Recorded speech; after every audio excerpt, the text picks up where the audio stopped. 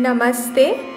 श्रीमद् भगवद गीता के पहले व दूसरे अध्याय को सफलतापूर्वक सीखने के बाद मैं तीसरे अध्याय की चैंटिंग सीखने के लिए आपका स्वागत करती हूँ। मैं हर श्लोक को 2 बार कहूँगी, दूसरी बार आप मेरे साथ बोल सकते हैं।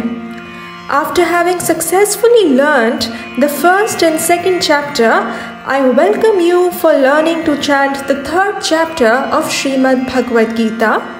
I will chant each verse twice.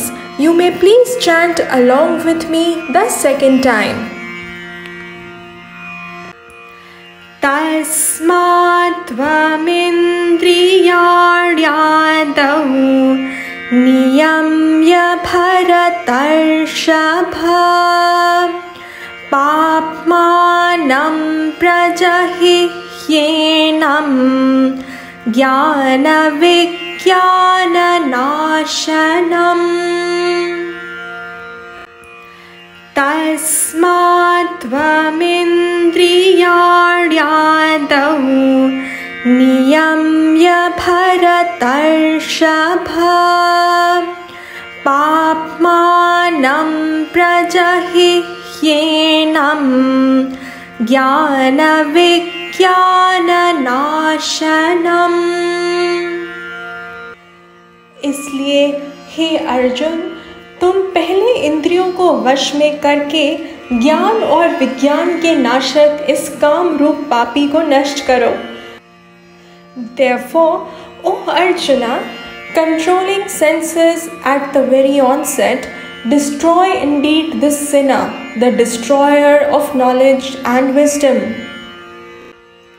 Indriyāṇi parāṇyahuhu indriyebhyah param manaha manasastu para buddhihi yo buddhih paratastu saha indriyāṇi parāṇyahuhu indriyebhyah param manaha manasastu para buddhihi yo buddhih paratastu saha। अर्थात शरीर से परे यानी शरीर से श्रेष्ठ इंद्रियां कही जाती हैं, इंद्रियों से श्रेष्ठ मन है और मन से भी श्रेष्ठ यानी परे बुद्धि है, और जो बुद्धि से भी परे यानी बुद्धि से भी श्रेष्ठ है वह है आत्मा। They say that the organs are superior to the gross body. The mind is superior to the sense organs, but the intellect is superior to the mind. However, the one who is superior to the intellect as well is he, the Atma. Evam buddhih param buddhva sanstabhyatmanamatmana jahi shatrum mahabaho कामरूपं दुरासदम् एवं बुद्धिः परं बुद्ध्वा संस्तभ्यात्मानमात्मना जहि शत्रुं महाबाहो कामरूपं दुरासदम्। इस प्रकार बुद्धि से परे शुद्ध आत्मा को जानकर आत्मा के द्वारा यानी बुद्धि के द्वारा आत्मा को वश में करके यानी मन को वश में करके हे महाबाहो, तुम इस दुर्जय कामरूप शत्रु को मारो। ओ arjuna, knowing that which is superior to intellect in this way, having made the mind steady with the buddhi, destroy the enemy that is in the form of desire, that is which is so difficult to understand. इस प्रकार इस अध्याय में श्री कृष्ण हमें कर्म योग के महत्व व अर्थ को ज्ञान योग के लिए खुद को तैयार करने के लिए आवश्यक पहले कदम के रूप में दर्शा रहे हैं। हमें पहले अपनी दुर्वासना यानी अधार्मिक इच्छाओं को शुभ वासनाओं में यानी धार्मिक सद्गति प्रदान करने वाली इच्छाओं तक समझदारी से सीमित करने का प्रयास करना चाहिए और फिर इन्हें कर्म योग की भावना से करना चाहिए, जैसा कि इस अध्याय के 30वें श्लोक में बताया गया है।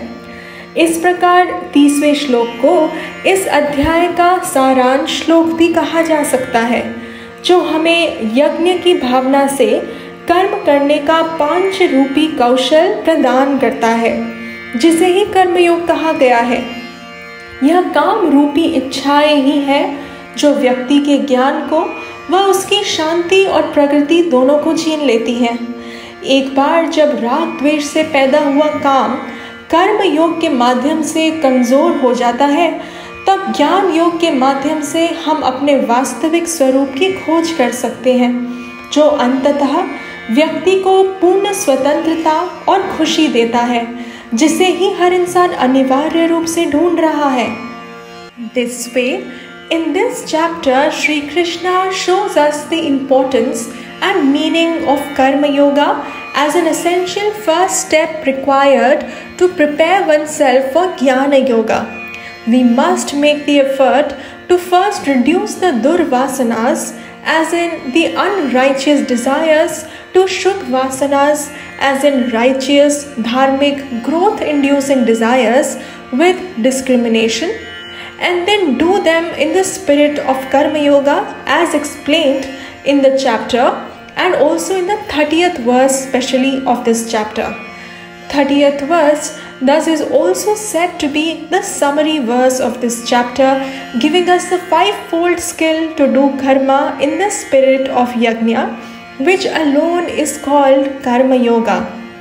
It is the kama, desire alone, that clouds the knowledge of the person, robbing him of his peace and progress. Once desires born out of raga and dvesha become weak, we can then discover our true nature through Jnana Yoga, which finally gives the person absolute freedom and happiness that every human being is essentially looking for.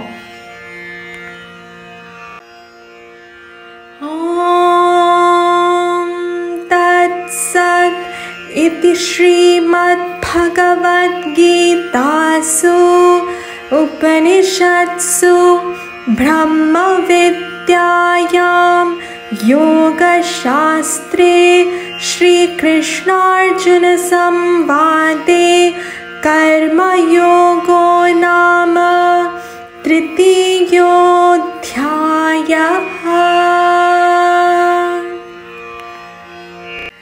अब चौथा अध्याय शुरू करने से पहले मैं तीसरे अध्याय पर 2 और वीडियोस पोस्ट करूंगी। एक में मैं तीसरे अध्याय के सभी श्लोकों को एक साथ बोलूंगी व दूसरी वीडियो में हम साथ में सभी श्लोकों को देखेंगे, हिंदी व इंग्लिश अर्थ सहित। तो सुनते रहिए व सीखते रहिए। Now before we start with the 4th chapter, I'll be posting 2 more videos on the 3rd chapter. One will have me chanting all the verses of the 3rd chapter, while the other will have the guided chanting of all the verses with meaning in Hindi and English. So stay tuned and keep learning.